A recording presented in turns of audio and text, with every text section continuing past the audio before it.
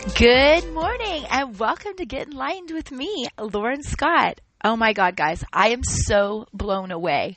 I came into this podcast journey knowing that it was hard to get numbers and downloads. And, there's so many podcasts out there. I had absolutely none of expectations at all. My goal was to get 50 downloads for the week just to be in the top 50%. And we are finishing out our first drop with 357 downloads, which then puts us in the top 10% of podcasts worldwide. So top 1%, here I come. I started this as a hobby. I wasn't planning on monetizing, but hey, if we keep going like this, I'm going to monetize and we're going to make some money. So thank you to everybody who's tuned in. Thank you to everybody who's listened.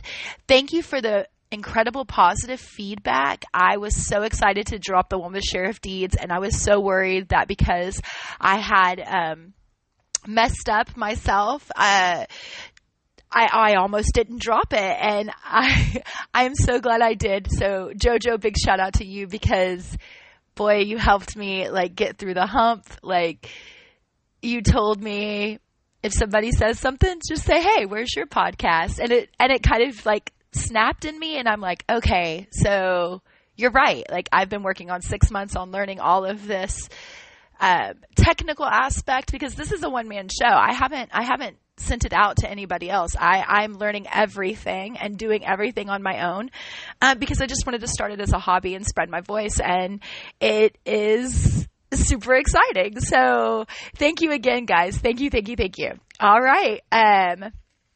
With that being said, I have been asked a few different things about my spirituality and how it started and how Zen-Den, my wellness center, had started. So we're going to go into a little bit of all of that today, mainly my spirituality. So let's go ahead and take a deep breath. Release it. Release that tongue off of the top of your mouth. Release your jaw and your forehead. Release those shoulders. Sit back. Grab a cup of tea or coffee. Don't sit back and grab a cup of tea or coffee if you're driving. And let's get into it. So, spirituality and how it started with me. Okay, so I've actually been doing yoga since I was 7 years old. My mom started me when I was a child. I had anxiety, and one of the things, she was a therapist, and one of the things that she would do with me would be yoga. So we would go into Highland Park every week, and I would take a yoga class, and I started yoga and meditating at 7 years old. To this day, I meditate twice a day, morning and night, sometimes 3, depending on how the day's going. I'm really big on grounding. It was something I was taught as a child too, where you go outside and you put your feet on the ground barefooted. So energy has been a big part of my whole life. I didn't really understand everything about what I could do or what I was learning and doing, really up until I was a teenager. So 7 years old, I started yoga and meditation. By 14, I started picking up tarot cards, and just playing with a group of my friends. Had a horrible Ouija board experience. Have never picked up a Ouija board since, and actually didn't mess with a lot of tarot after that. My grandmother on my dad's side is full-blooded Indian, and Sioux Indian, and so I guess my mom and my dad's side both were kind of open. I grew up Episcopalian, that Episcopalian altar girl, that I was an acolyte. That's what it's called in the Episcopalian religion. I went to church every Sunday. When me and Sean first got married, we were over the youth group. I was very involved. So I guess I was always considered I'm doing quotation marks. You can't see it, but a secret witch, because on the same time, I always believed that there was a lot more out there. And so by the time that I got into college, I guess I really started working with energy, and understanding that seeing auras and just learning, just put myself into it. Then as I was going and doing trips around the world with Food for the Hungry. I was going to the Haiti and India and Bangladesh, and I was being introduced, really like, not introduced, but really in it. I took theology in college, and I've always been interested in the different religions and how I feel that they all kind of have the same meaning. Same story, they just call it something different. I do believe in God. I do believe in Jesus. I believe in the Father, Son, and the Holy Ghost.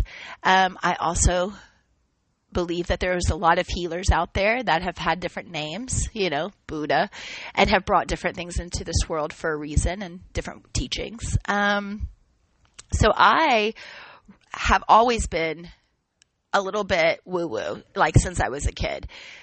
I was doing yoga and meditation when people didn't even know what yoga or meditation was. Like, it was even more woo-woo than it is now.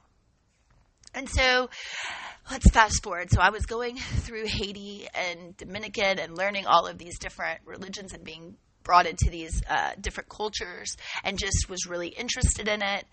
I've always respected those that of every faith. I believe that, you believe what you need to believe, and that's okay. So I'm a big understanding on religious aspects. So I came back from a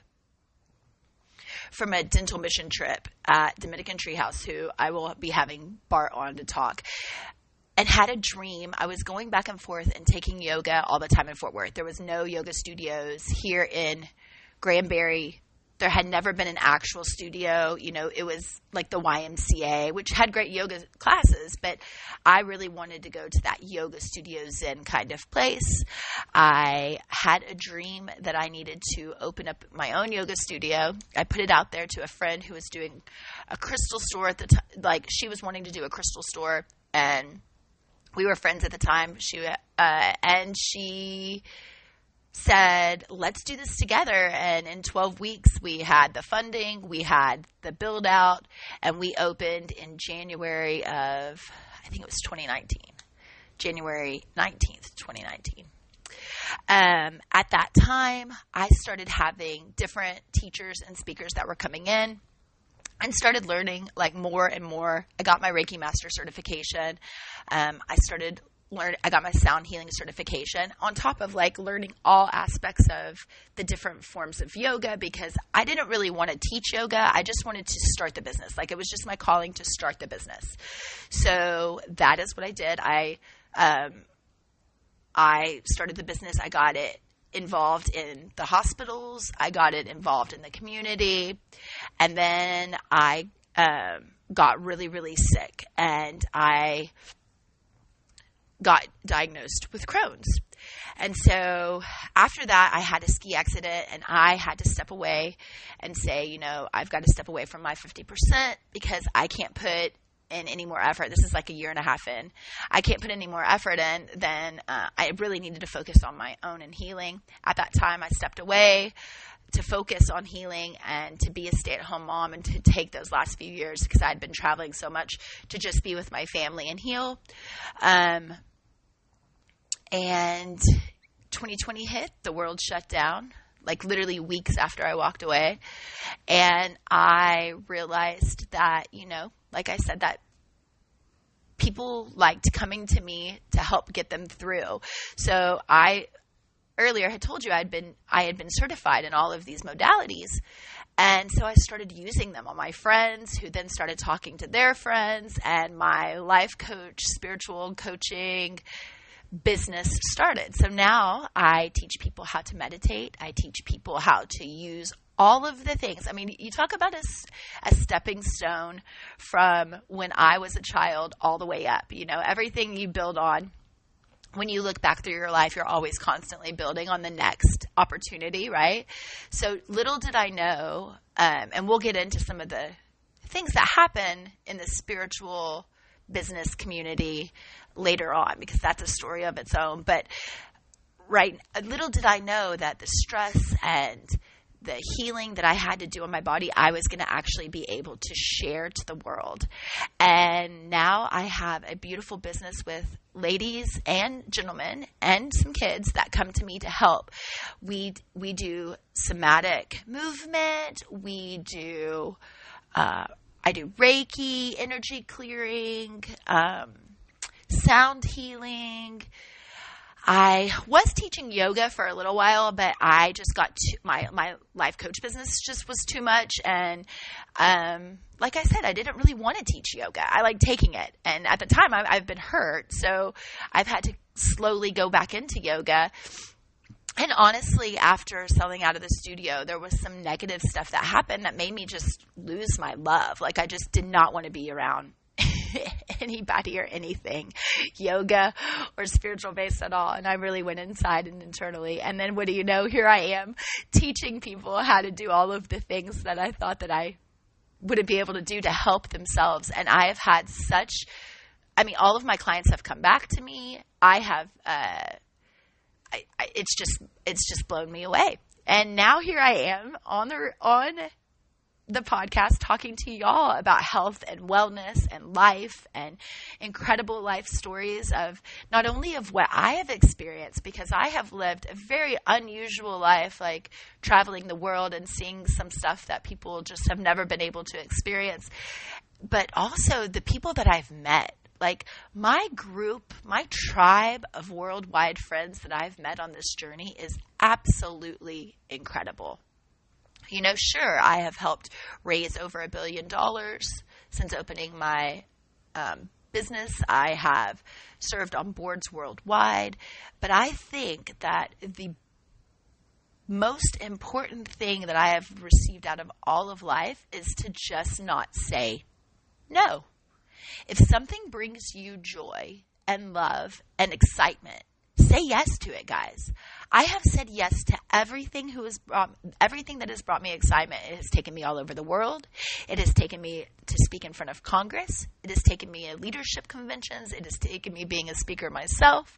It has taken me starting my own businesses. So just know that, you are in control of everything that you do.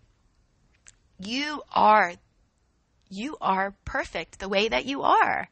And people want to see who you truly are.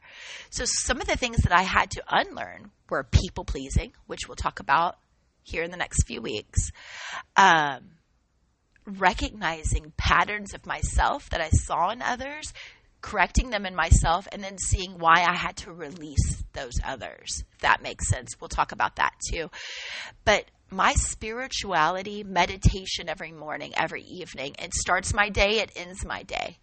It is something that I tell people all the time that they should start. Like it's the number one medicine of the world, if you ask me, and I am not a doctor, so I'm not giving you doctor advice. But meditation is so good at centering you.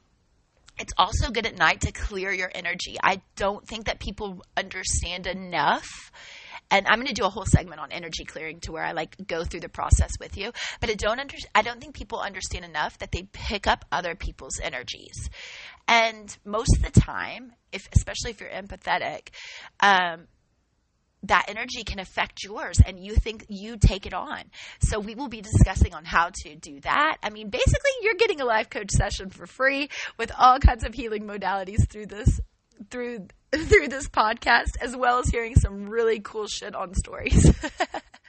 So again, guys, thank you so very much for the incredible response. I again was blown away. Top 10%. I was just wanting to be in the top 50. So thank you. I hope you keep listening. I hope you keep enjoying. And I hope this gives you a little bit of a flash of understanding of who I am, where I come from. And you have enjoyed this Get Enlightened with me, Lauren Scott.